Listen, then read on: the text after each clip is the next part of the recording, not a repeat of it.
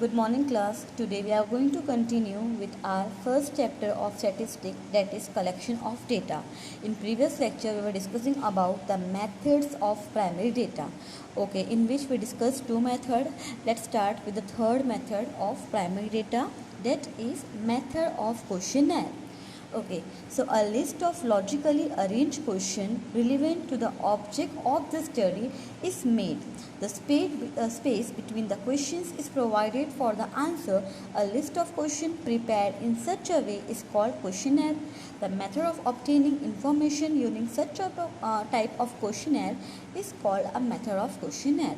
Okay हमने पहले lecture में क्या डिस्कस किया था? जो मेथड था पहला वो डायरेक्ट था इंक्वायरी, जहाँ पे हम पर्सनली जाके लोगों से इंफॉर्मेशन कलेक्ट करते थे. दूसरा था हमारा इनडायरेक्ट इंक्वायरी, जहाँ पे हम उनके हेड ऑफिस या जो एक ऐसा इंस्टीट्यूट जहाँ पे हमें पूरी इन्फॉर्मेशन मिल जाए उसके कंपनीज की, उसके पास जाके लाइक मैनेजर के पास जाके हम डेटा लेकर आ जाए, उसको हम बोलते हैं इनडायरेक्ट इंक्वायरी. बट अभी थर्ड कौन सा है? मेथड ऑफ क्वेश्चनर, जहाँ पे हम एक पेपर में पूरे क्वेश्चंस रेडी करेंगे लॉजिकल वाइज. ठीक है, वो एक हम यहाँ पे अरेंज करेंगे क्वेश्चंस, और जो भी हमारे इंफॉर्मेशन के रिलेटेड है उसके हम क्वेश्चंस मेड करेंगे. तो वो जो लिस्ट रेडी करना उसे हम क्या बोलते हैं? क्वेश्चनर. और एक प्रॉपर यूजिंग मतलब एक मेथड यूज़ करेंगे उस इंफॉर्मेशन को कलेक्ट करने का, क्वेश्चंस प्रिपेयर करने का, उसे हम क्या बोलेंगे? Method of questionnaire. क्लियर है आपको? अब देखो, by the way of questionnaire हम डेटा कलेक्ट कर सकते हैं, वो भी दो तरीके से. There are two ways of collecting information by questionnaire. First is by post and second by enumerator. Okay, before discussing by post by enumerator, let's first we discuss the characteristics of an ideal questionnaire. Okay, हम वो by post का discuss करेंगे बाद में. पहले हम ये characters क्या है उसके आइडियल क्वेश्चनर्स के, वो डिस्कस कर लेंगे. Okay, so first the following point should be kept in mind while drafting an ideal questionnaire. So what was that? First, every questionnaire must have a covering letter or an appropriate title so that the reader get clear idea about the purpose of the study. हम जो भी यहाँ पे questionnaire send कर रहे या दे रहे उसका एक प्रॉपर टाइटल होना चाहिए ऊपर, या तो एक प्रॉपर कवरिंग लेटर होना चाहिए जिसे मेंशन हो कि ये टॉपिक, ये मतलब पेपर या ये क्वेश्चनर किस बेस पर है, ताकि जो रीडर है, जो पढ़ने वाला हो, उसको क्लियर आइडिया हो जाए टॉपिक देखकर ही कि ये जो लेटर है वो ये जो है किसके बारे में. ठीक है. Okay, now second, number of question should be as minimum as possible. ऐसा नहीं आप क्वेश्चंस प्रिपेयर करो तो आप 50-100 कितना भी दे दो, नहीं, कोई भी नहीं भरेगा उतना क्वेश्चंस. तो आपको लिमिटेड क्वेश्चन प्रिपेयर करना है, जो भी आपके इंफॉर्मेशन के रिलेटेड है वही क्वेश्चन प्रिपेयर करना है, और लिमिटेड. जितना कम हो उतना अच्छा है, ज़्यादा होगा तो वहाँ पे बहुत उसके हमें नेगेटिव इंफॉर्मेशन की भी चांसेस हो सकते हैं. तो क्या बोला गया है second point ideal of questionnaires का, कि जो हम क्वेश्चंस प्रिपेयर करते हैं it should be minimum as possible. ठीक है.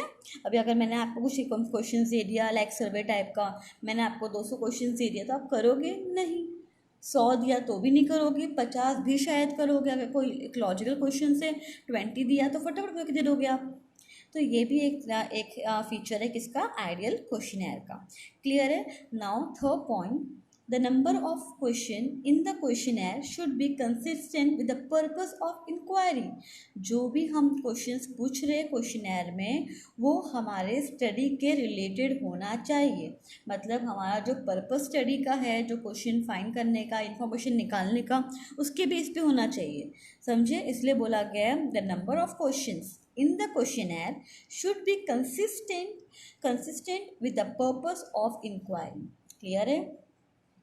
Now next, question should be simple, short and understandable. हम जो भी क्वेश्चंस पूछते हैं सामने वाले बंदे को वो क्लियर तो होना चाहिए, वो क्वेश्चन सिंपल होना चाहिए, एकदम सिंपल लैंग्वेज में, ताकि सामने उनको जो पढ़े, जो उसका इंफॉर्मेशन हमें दे रहा है उसको क्लियरली समझ में आ जाए. ठीक है. Now next, the arrangement of the question should be logical. The order of the question should be from general to specific. हमें प्रॉपर अरेंज क्वेश्चन देना है उनको. अभी क्या बोला गया है? मतलब ऑर्डर वाइज जो हम क्वेश्चन सेट करते हैं, order wise general to specific. Example देख लो। अगर सपोज मुझे सर्वे करना है, मुझे इंफॉर्मेशन कलेक्ट करना है कि जो मेरा एक सपोज फ़ोन है ABC फ़ोन, ठीक है, तो उसके यूज़र्स कितने हैं और कितने लोग यूज़ कर रहे हैं, इनको क्या उसमें नया चेंजेस चाहिए, मुझे कुछ ना कुछ उसका इन्फॉर्मेशन कलेक्ट करना है, पसंद आ रहा है कि नहीं लोगों को, ठीक है। तो मैं क्या करूँगी, उसका एक क्वेश्चन प्रिपेयर करूँगी सीरीज़ वाइज। जैसे कि अभी मेरा क्वेश्चन पहले क्या होगा उसमें कि पहले तो पूछूंगी नाम क्या है, उनकी एज क्या है, उनका जेंडर क्या है, उनके पास फ़ोन है या नहीं, अब फ़ोन यूज़ करते हो तो कौन सा फ़ोन यूज़ करते हो, एंड्रॉयड करते हो कि आप कोई मतलब नॉर्मल छोटा फ़ोन यूज़ करते हो, अगर नहीं, अगर एंड्रॉयड है तो कौन सी ब्रांड का प्रेफर करते हो। एक एक एक यहाँ पे ऑर्डर वाइज हम क्वेश्चन यहाँ पे सिलेक्ट करते हैं एक लॉजिकल फॉर्म में। ऐसा तो नहीं कि मैं डायरेक्टली पूछ लूँगी, पहला क्वेश्चन हो जाएगा मेरा कि आपने ये वाला फ़ोन देखा, आपको अच्छा लगा, फिर नेक्स्ट पूछूंगी आपके पास फ़ोन है, अच्छा आपकी उम्र कितनी है, अच्छा आपके पास एंड्रॉयड फ़ोन या ये वाला फ़ोन है। तो ये एक सेट नहीं है ना पूरा पूरा क्वेश्चन का। तो हमें क्या करना है, एक लॉजिकली एक ऑर्डर वाइज क्वेश्चन सेट करना है। इसीलिए बोला गया है कि जनरल ऐसे स्पेसिफिक, पहले हम उनकी जनरल इन्फो लेंगे, उसके बाद हम अपनी इन्फॉर्मेशन के ऊपर आएंगे। क्लियर है आपको? Now next, questions of sensitive nature और personal life should be avoided. हमें ऐसा कोई क्वेश्चन नहीं पूछना है उनको जो उनके से कुछ पर्सनल लाइफ से रिलेटेड हो, ऐसा कुछ हो जो उनको शायद उनको बुरा लग सके, ऐसा मतलब इस टाइप का क्वेश्चन हमें यहाँ पे नहीं करना है उनको। क्लियर है? Now next, answer to the question should be free from any calculation. हम जो उसको क्वेश्चन पूछ रहे, हमने पहले डिस्कस किया कि तो शॉर्ट सिंपल तो होना चाहिए। यहाँ पे क्या बोला है, जो भी हम क्वेश्चंस पूछ रहे ऐसा नहीं कि उसमें कुछ कैलकुलेशन चाहिए। फॉर एग्जांपल अगर एक घर में 4 लोग हैं, वो कमा रहे, उनकी इनकम आ रही है, मैं ये बोलूँगी कि आपका एवरेज ऑफ इनकम कितना है घर का, तो वो एवरेज है निकालने बैठेगा कैलकुलेटर लेके? नहीं, ऐसे कुछ क्वेश्चंस नहीं करना है हमें जिसमें उनको कैलसी का या कोई कैलकुलेशन का काम पड़े। क्लियर है? Now next, the question having answer yes और no और multiple alternative should be asked. हम जो क्वेश्चन प्रिपेयर करते हैं, ये नहीं कि एक क्वेश्चन लिखा, पीछे उसके 15-20 लाइन छोड़ दी, लिखो अपने आंसर, नहीं, तो ये कोई भी फिलअप नहीं करेगा।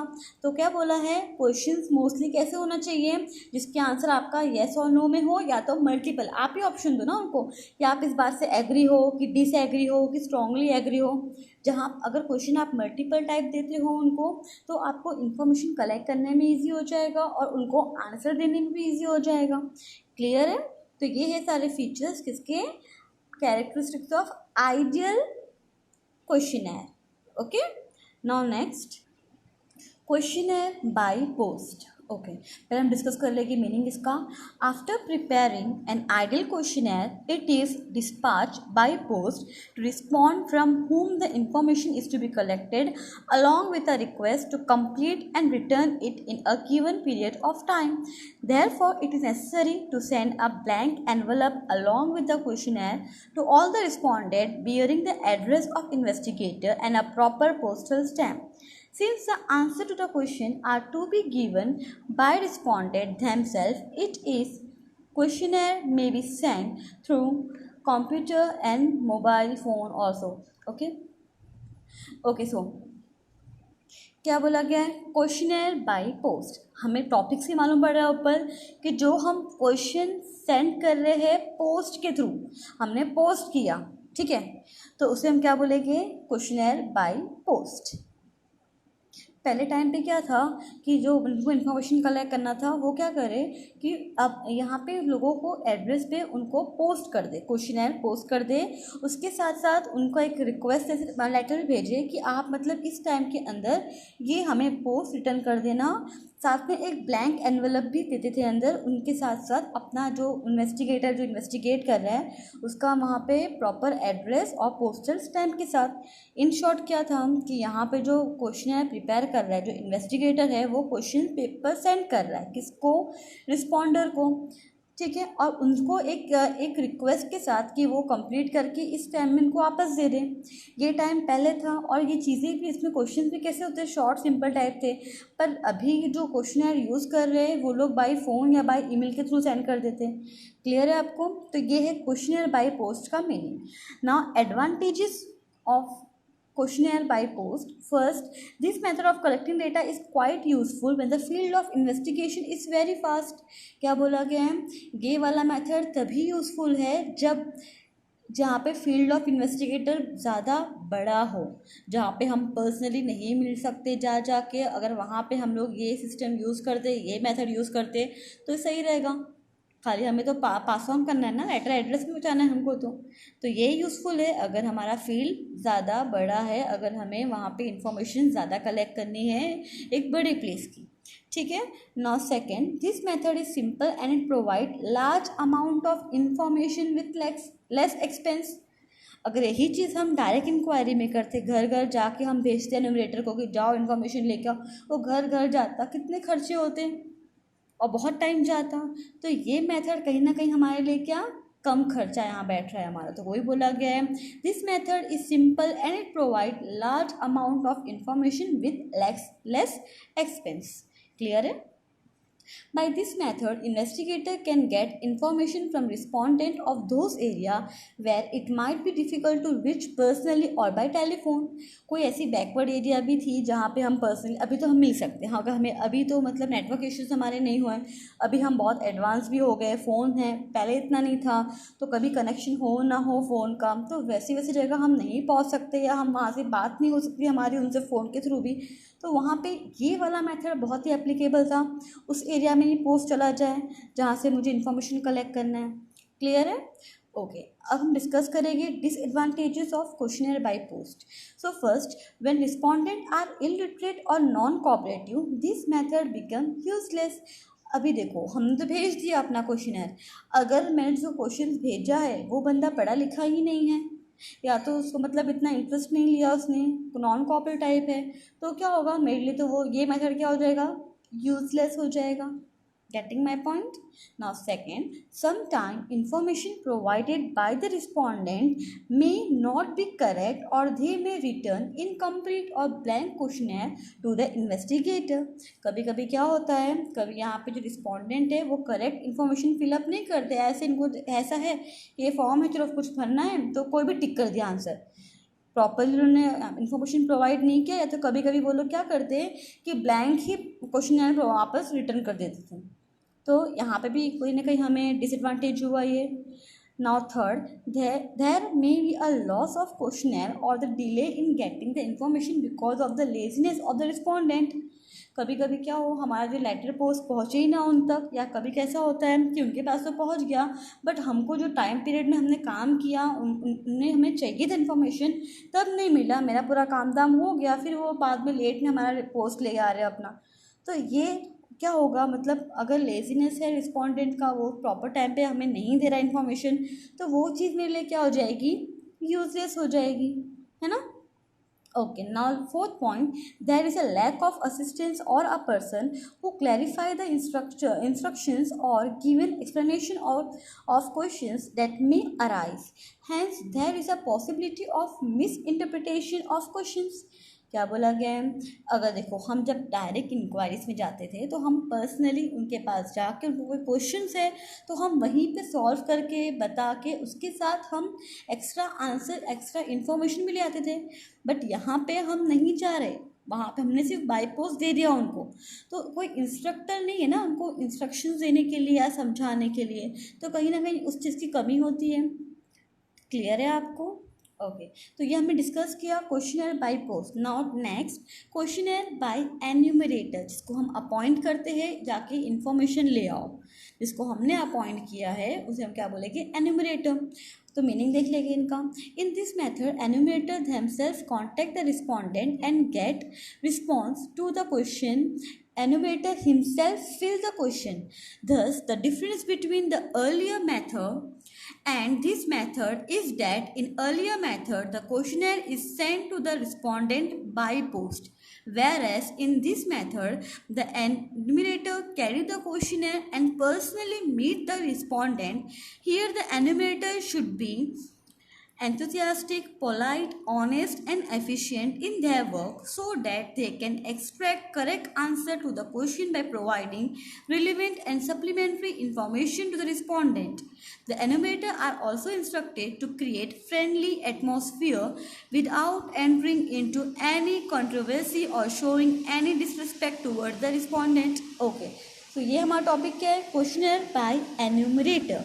हमने यहाँ पे एन्यूमरेटर को अपॉइंट किया है. ये एन्यूमरेटर भी जाता है लोगों के पास जहाँ से इंफॉर्मेशन हमें कलेक्ट करना है, बट ये खुद ही आंसर फिलअप करता है. कभी आपने देखा होगा आपके घर पे भी सर्वे के लिए आते हैं कि आपके घर में कितने लोग हैं, या फिर अभी फ़िलहाल जो कोविड का चल रहा है, हमने मेडिसिन दिया, आपने खाया, कितने लोग हैं, आपका नंबर, कॉन्टैक्ट डिटेल सब पूछते, तो लोग खुद फिलअप करते हैं, हमें फॉर्म नहीं दे रहे. तो वो कहीं ना कहीं हमारा क्या होगा, example questionnaire by enumerator. Government ने भेजा उनको इन्फॉर्मेशन कलेक्ट करने के लिए, तो उन्होंने क्या किया, खुद ही फिलअप किया. तो इसका मतलब क्या हुआ, एन्यूमरेटर खुद जा रहा है और खुद ही क्वेश्चंस पूछ के जो भी वो फॉर्म में जो लिस्ट में जो क्वेश्चंस रेडी किए हमने किए थे पहले से, उसको फिलअप कर रहा है. क्लियर है.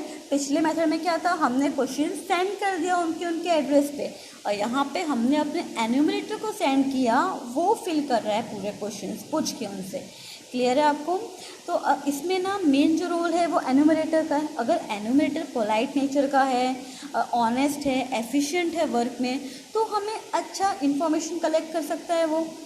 ठीक है. अगर वो डिसरिस्पेक्ट कर रहा है, अगर बहुत उसका हार्श नेचर है, तो क्या वो इन्फॉर्मेशन कलेक्ट जो करके लाएगा वो प्रॉपर रहेगा हमारा. ठीक है. ओके, तो ये हमारा था क्वेश्चनर बाय एन्यूमरेटर. अब इसके भी कुछ एडवांटेजेस है और डिसएडवांटेजेस है, वो डिस्कस कर लेंगे. First point is the complete, correct and more relevant information can be obtained from the respondent by selecting the proper enumerator. अगर हमने एक प्रॉपर इन्वेस्टिगेटर, एक प्रॉपर एन्यूमरेटर को हमने अपॉइंट किया है, तो मुझे कंप्लीट और करेक्ट और एक मोर रिलेवेंट इंफॉर्मेशन मिल सकता है. Second, enumerator can get proper information by giving proper explanation to the respondent who is illiterate और नॉन कोऑपरेटिव. अगर कोई बंदा ऐसा है जो इलिटरेट है, उनको समझ में नहीं आ रहा, तो एन्यूमरेटर उससे पूछ के प्रॉपर एक्सप्लेनेशन दे के इन्फॉर्मेशन कलेक्ट कर सकता है. तो ये प्लस पॉइंट में हमारा आ गया.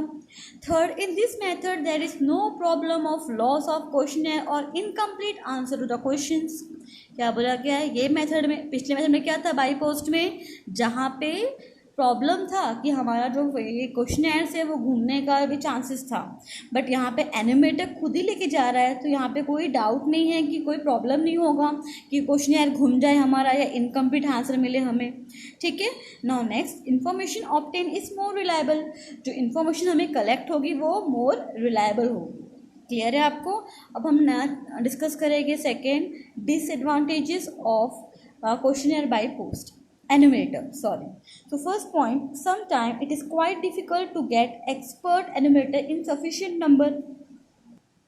हाँ, अगर सपोज कि अगर हमने जो इन्फॉर्मेशन कलेक्ट करना है एरिया उसका ज़्यादा बड़ा है, तो हमें वहाँ पे क्या एन्यूमरेटर्स चाहिए, जो एक्सपर्ट चाहिए, और वो एक्सपर्ट कभी कभी मिलना भी डिफ़िकल्ट है. तो वही बोला गया है, some time it is quite difficult to get expert enumerator in sufficient number. जितने हमें चाहिए एक्सपर्ट हमें नहीं मिलते जल्दी. Now next, due to large number of enumerator the remuneration paid to enumerator increase the total cost of inquiry. कभी कभी क्या, अगर हम बहुत लोग को अपॉइंट भी कर लेते हैं तो उनको तो पेमेंट बहुत ज़्यादा करना पड़ता है, हमें जो भी करना होता है पेमेंट, तो हमारे इंक्वायरी से जो हमारे इंक्वायरी का कॉस्ट है उससे ज़्यादा हमें पेमेंट करने पड़ते हैं जिसको हमने अपॉइंट किया है. तो वो भी हमारा ड्रॉबैक में आ गया कि कॉस्ट ज़्यादा होता है इसमें कहीं ना कहीं. Now next, it is very difficult task to train the untrained enumerator for the inquiry. Even after training, it is not proper to believe that they will work skillfully, honestly or efficiently. Hence, sometimes the information collected by them may not be reliable. क्या बोला गया है, कोई अगर बंदा, कोई enumerator यहाँ पे ट्रेंड नहीं है, वो अनट्रेंड है, उसको हम पहले सिखाना पड़ेगा. समझाने के बाद भी कहीं ना कहीं ये डाउट हमें रहेगा कि वो क्या ये काम प्रॉपरली ऑनेस्टली करेगा. अगर मुझे इन्फॉर्मेशन कलेक्ट करना है, कोई बहुत मस्तीखोर बच्चा है, मैं उसको समझाऊंगी, बताऊंगी, ट्रेन करूंगी कैसे क्या पूछना है, तो क्या मुझे भरोसा रहेगा उसके ऊपर जो इन्फॉर्मेशन लेके आएगा वो ऐसा प्रॉपरली लेके आया होगा. कहीं ना कहीं डाउट होगा मुझे। तो वैसे ही अगर हम किसी को ट्रेन करते हैं उसके बाद भेजते तो कहीं ना कहीं हमें उस पर प्रॉपर बिलीव नहीं होता कि वो जो वर्क प्रॉपरली करेगा या नहीं करेगा, तो जो इन्फॉर्मेशन लेके आएगा वो हमारे लिए लेस रिलायबल होगा। ये हमारा एक ड्रॉबैक हो गया। Now next, this method became unsuitable when the respondents are spread over a worldwide. In this circumstance, the cost and time of inquiry increase. अगर मेरा टॉपिक ही कुछ ऐसा है जिसमें मुझे जो मेरे कस्टमर्स है पूरे वर्ल्ड में फैले हुए हैं, जिसका मुझे यहाँ पे इंक्वायरी लेना है, उसको बहुत मतलब उसके जो रिस्पॉन्डेंट है बहुत पूरे वर्ल्ड में है, तो कहीं ना कहीं वो चीज़ें मेरे लिए बहुत कॉस्टली हो जाएगी, सबसे कांटेक्ट करना और मेरा टाइम भी बहुत जाएगा। तो इसमें इन शॉर्ट क्या होगा, मेरा टाइम और कॉस्ट दोनों बहुत ज़्यादा बढ़ जाएगा। Now next, enumerator have to adjust with the convenient time of respondent, or sometime enumerator have to visit 2 or 3 times to the same respondent. As a result, it become difficult to the inquiry within the stipulated time. अब क्या बोला गया है इसमें कि enumerator को adjust करना पड़ता है रिस्पॉन्डेंट के टाइम पे। जैसे कि अगर सपोज को एक एड्रेस पे जाना है, वहाँ पे है दो, उनसे इंक्वायरी लेना है उनको, वो घर पे गए वो नहीं मिले, कल आएंगे दोपहर में, टाइम देते गए उनको 2 बार 3 बार कहीं पहुँचना पड़ता है उनको, कभी कभी ऐसा होता है। मतलब इन शॉर्ट क्या होगा कि बहुत लंबा टाइम ले लेता है क्वेश्चंस कलेक्ट करने में। क्लियर है आपको? तो ये हमने डिस्कस जो किया वो अब तक क्या था हमारा, क्वेश्चन है by enumerator and by post. हमने 2 टॉपिक डिस्कस किया। अब तक हम डिस्कस कर रहे थे मेथड ऑफ प्राइमरी डेटा कैसे कलेक्ट करते। अब हम ये देखेंगे कि हम सेकेंडरी डेटा जो ले रहे हैं हम उसके सोर्सेज का है, हम कहाँ कहाँ से क्वेश्चंस ले सकते हैं या इंफॉर्मेशन ले सकते हैं, डेटा कहाँ से ले सकते हैं हम। तो अभी हम डिस्कस करेंगे सोर्सेज ऑफ सेकेंड डेटा, जो कि पब्लिश है 2 टाइप में, which is published and unpublish. मतलब 2 सोर्सेस है जिसके थ्रू हम यहाँ पे उनका इंफॉर्मेशन ले सकते हैं। एक आएगा पब्लिश और दूसरा है अनपब्लिश। तो पहला हम डिस्कस करेंगे डेटा फ्रॉम पब्लिश सोर्सेज। तो पहला हमारा है गवर्नमेंट पब्लिकेशन। गवर्नमेंट भी बहुत सर्वेस करती है, तो सर्वे का जो भी होगा वो उसका एक प्रॉपर सेट रेडी करके वो उसका प्रोवाइड कर देती है नेट वगैरह में कि यहाँ पे एग्रीकल्चर फील्ड में क्या है इन शॉर्ट। ठीक है, तो मतलब इन शॉर्ट गवर्नमेंट ने जो भी डेटा फाइंड आउट किया होगा वो पब्लिश करती है, उसका हम यूज़ कर सकते हैं हमारे आगे स्टडी के लिए। तो एक सोर्स हो गया हमारा गवर्नमेंट पब्लिकेशन। सेकेंड हमारा है सेमी गवर्नमेंट पब्लिकेशन, जहाँ पे गवर्नमेंट के साथ साथ प्राइवेट कंपनीज मिलके जो वर्कआउट करती है, काम चलाती है, उन्होंने कुछ फाइंड आउट किया होगा, उनकी जो डेटाज हम यूज़ करेंगे तो वो भी हमारे लिए कहीं ना कहीं क्या हो गया, सेकेंड डेटा हो गया। नाउ थर्ड इंटरनेशनल पब्लिकेशन, कुछ यहाँ पे जैसे यूएनओ हो गया। तो ये सब क्या पब्लिश करती है, म्यूचुअल फंड में कितना है, पैसे क्या है उनके बारे में, या लेबर सप्लाई कितनी है पूरे वर्ल्ड में, तो वो भी सब ये कहीं पब्लिश करती है डेटा नेट वगैरह पे। तो उससे वो हमारा क्या हो जाएगा, सेकेंड डेटा हो जाएगा, तो हम यूज़ करेंगे उसको। तो ठीक है। Now next report of research organisation, जो भी एक रिसर्चर्स होते हैं जैसे लैबोरेटरी वाले हो गए, उन्होंने कुछ रिसर्च किया होगा, या उस टॉपिक के मेरा कुछ टॉपिक है तो मैंने उसको यूज़ करके मैंने आगे अपना कुछ रिसर्च किया, तो मतलब इनका रिपोर्ट से मैंने कुछ आगे स्टडी की, तो कहीं ना कहीं मेरे लिए क्या हो गया, सेकेंडरी डेटा हो गया। क्लियर है आपको? Now fifth local self government institute या वगैरह भी है, जैसे जिला पंचायत हो गए या फिर बहुत म्यूनसिपल कॉरपोरेशन हो गया, ये भी कुछ डेटा कलेक्ट करती है अपने एरियाज़ के। अगर हमने उसका यूज़ किया तो वो हमारा क्या हो जाएगा, sources of secondary data. Clear है आपको? Now next publication of business and commerce organisations, बहुत से जर्नलिस्ट होते हैं जैसे सीए वगैरह हो गए, उन्होंने अपने कंपनीज़ का जो है यहाँ पे व्यूज़ दिया हो, अपने कंपनी का उन्होंने इन शॉर्ट अकाउंट शो किया हो, तो उनका यूज़ करके हम बिज़नेस में आगे कुछ यूज़ करना, तो वो भी हमारे लिए क्या हो गया, सेकेंडरी सोर्सेज हो गया। नेक्स्ट न्यूज़पेपर एंड पीरियडिकल्स, बहुत से जैसे टाइम्स ऑफ इंडिया हो गए, वहाँ पे बिज़नेस का भी एक अलग से पेपर आता ही है कि कौन से बिज़नेस में किसका कितना प्रोग्रेस हुआ है, कितना लॉस हुआ है। अगर डेटा मैंने वहाँ से ले लिया तो वो मेरा क्या हो जाएगा, सेकंड डेटा हो जाएगा। क्लियर है? ये सब हमारा डिस्कस किया वो पब्लिश सोर्स, जो तो हमने पब्लिश किया था वहाँ से इंफॉर्मेशन लिया, वो हमारा था ये सेकेंड डेटा का। अब हम डिस्कस करेंगे secondary data from unpublish sources, जिन्होंने पब्लिश नहीं किया था चीज़ों को, जिन्होंने पब्लिश नहीं किया था और वहाँ का डेटा यूज़ करना। देखो, some of the statistical data may not be published. Sometimes the data must be drawn on request from unpublished international record of private and public organization which are prepared for their reference. For example, salary of employee, their length of services, their education level, data regarding investment, mutual fund in public and private sector companies, PhDs, this of the various universities etcetera. अब क्या बोला क्या है, जो company नहीं चाहती अपने data बाहर दिखाना या शो करना, वो उनके पास जाकर हमें रिक्वेस्ट करनी पड़ती है उनसे। जैसे कि सैलरी ऑफ एम्प्लॉयज़ हो गया, हर कंपनी वो शो नहीं करती कि वो कितना प्रोवाइड कर रही सैलरी, क्या उनकी सर्विसेज कैसी है, उनका एजुकेशन लेवल कैसा है, ये सब कुछ बेसिक इन्फॉर्मेशन है जो वो पब्लिश नहीं करती है। तो वो चीज़ को हम जाके उनसे रिक्वेस्ट से हम लेते हैं, अपने इंफॉर्मेशन कलेक्ट करते हैं, तो उसे हम क्या बोलेंगे, second data from unpublished sources. Clear है। Now last topic, precaution while using secondary data. So first point is कि हम जो भी यहाँ पे कलेक्ट करते हैं इंफॉर्मेशन, उसको हम वेरीफाई करना होगा पहले कि देखो ये टॉपिक क्या है हमारा, कि प्रिकॉशन, हम क्या क्या प्रिकॉशन ले सेकेंड डेटा को यूज़ करने से पहले। तो पहला हमारा क्या बोला गया है इसमें कि before using second data it should be verified as to who has collected data and from where data is collected. क्या बोला गया है, हमें पहले वेरीफाई करना है कि हमने डेटा जो हमें सेकेंड टाइम उसको यूज़ करें ना हम लोग, तो वो डेटा पहले किसने फाइंड आउट किया था, कौन कलेक्ट किया था, वो जाना ज़रूरी है हमें। क्योंकि ये देखना पड़ेगा ना कि अगर वो किसी ने प्राइवेट ने किया होगा या किसी ने ऐसे ही किया कर दिया होगा इन्फॉर्मेशन प्रोवाइड, क्या पता वो राइट है या नहीं है, तो वरना मेरी स्टडी तो पूरी रॉन्ग हो जाएगी आगे की। तो मुझे पहले वेरीफाइड करना होगा कि जो डेटा कलेक्ट है वो किसने कलेक्ट किया। ठीक है ना। सेकंड में क्या बोला गया है कि हमें ये देखना है जो उसने डेटा कलेक्ट किया है वो मेरे जो स्टडी है उसके पर्पस रिलेटेड है या नहीं। अगर मेरे टॉपिक के रिलेटेड नहीं है वो, तो मेरे को यूज़ में नहीं आएगा वो चीज़। तो ये सेकंड पॉइंट प्रिकॉशन में क्या हमें देखना है कि मेरे पर्पस ऑफ स्टडी से मैच हो रहा है या नहीं।